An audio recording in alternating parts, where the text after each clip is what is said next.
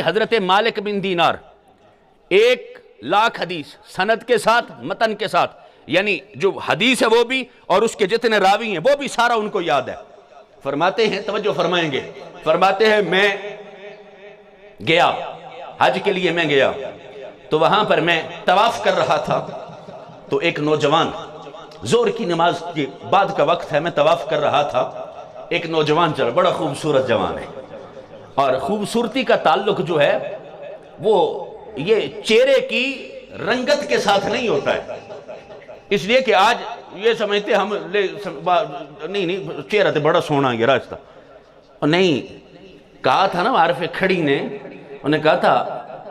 دل کالے کو لوں منہ کالا چنگا، جے کوئی اے رمز پچھانے۔ بلال کا رنگ بظاہر تو سیاہ تھا، لیکن خدا کی عزت کی قسم حضور نے فرمایا بلال کعبے کی چھت پہ چڑھ جا۔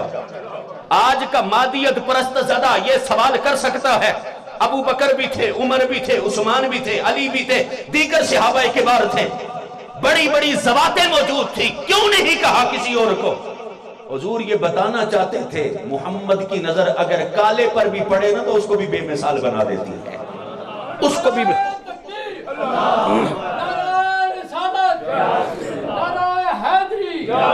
توجہ فرمائیے گا، توجہ فرمائیے گا احباب،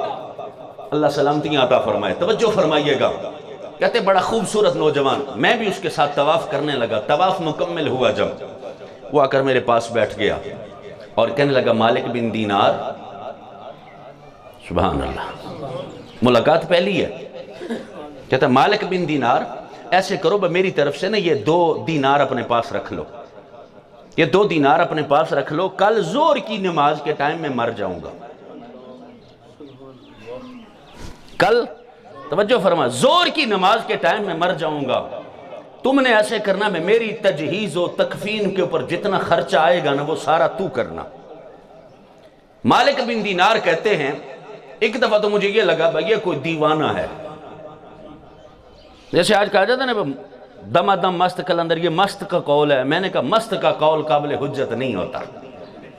مست کا قول قابل حجت نہیں ہوتا۔ وہ کہنے لگے مجھے یہ لگا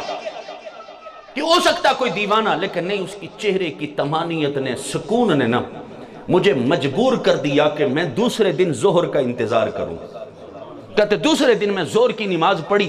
نماز پڑھ کے میں نے دیکھا وہ مرنے والا کتھے گیا ہوئے کالا دسی مار ویسا، کہتے میں نے دیکھا طواف کر رہا ہے،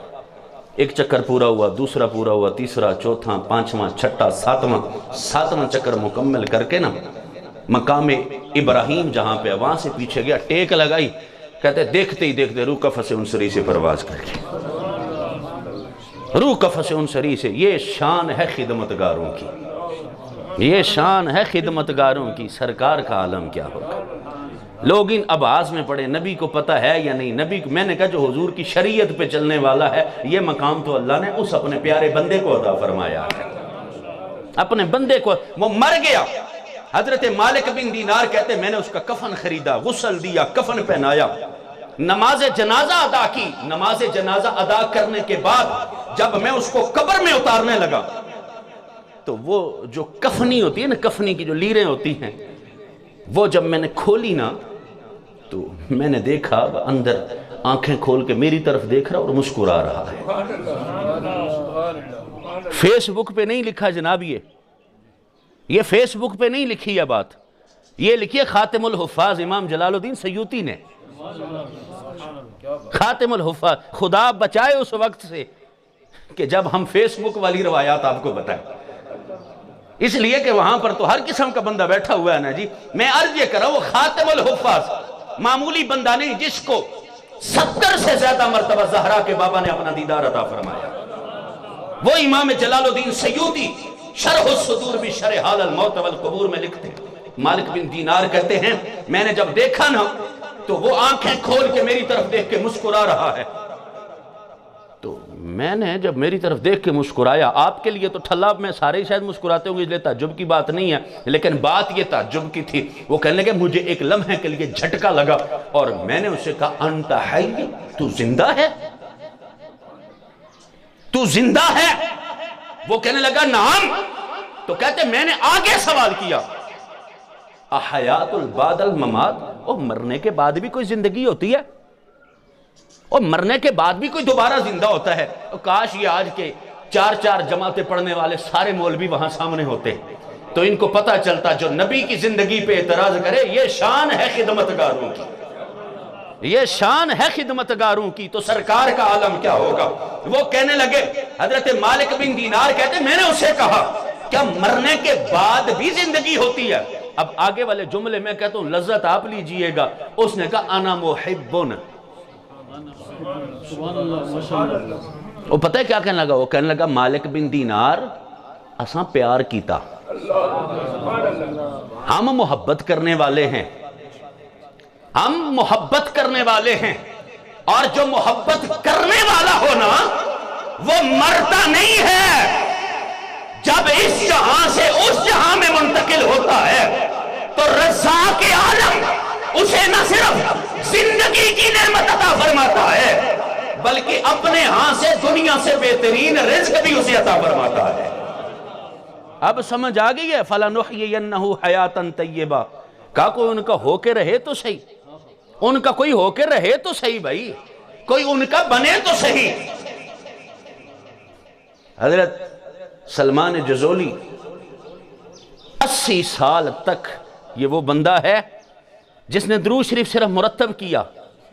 درود شریف کی ایک کتاب مرتب کی، دلائل الخیرات جس کو کہا جاتا ہے، 80 سال تک ان کی قبر سے نا کستوری کی خوشبو آتی تھی۔ جب مزار کو منتقل کیا گیا، مزار کو توجہ فرمائیے گا، مزار کو منتقل کیا گیا یعنی آپ کے جسم مبارک کو جب ایک جگہ سے دوسری جگہ منتقل کیا گیا تو جس دن آپ کا وصال ہوا تھا نا اس دن آپ نے خط کروایا تھا، یعنی داڑھی شریف جو تھی یہ سیٹ کروائی تھی،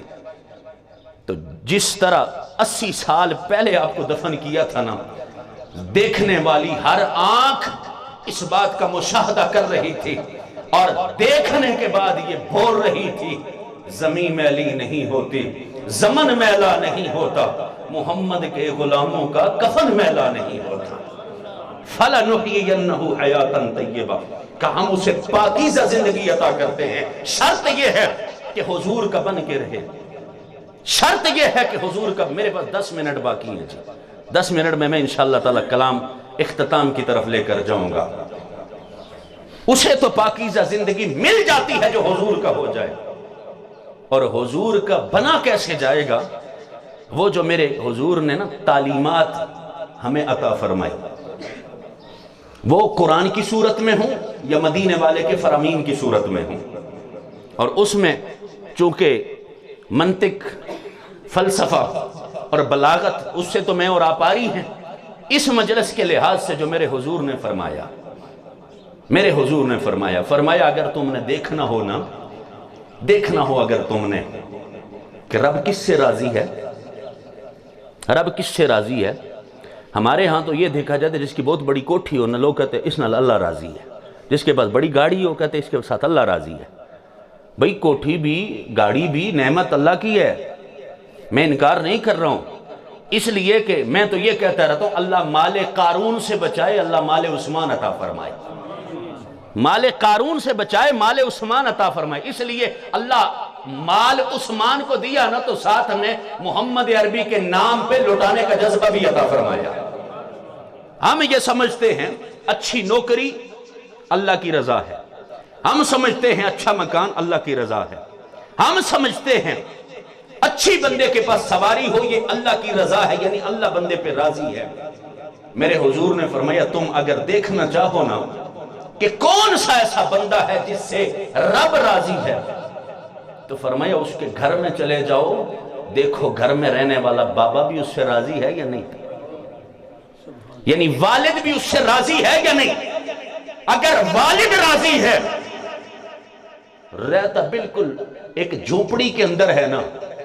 تو عرشوں کا مالک رب اس سے راضی ہے، اور اگر والد ناراض ہے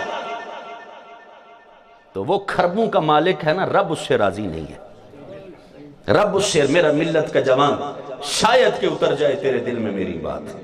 شاید کہ اتر جائے تیرے دل میں، جس دور میں اور آپ آج زندگی گزار رہے اس میں کیا ابہام ہے کہ آج بچہ تھوڑا سا جب بڑا ہو جائے نا، کمانے لگے، تو والد اس کے سامنے نہیں بولتا،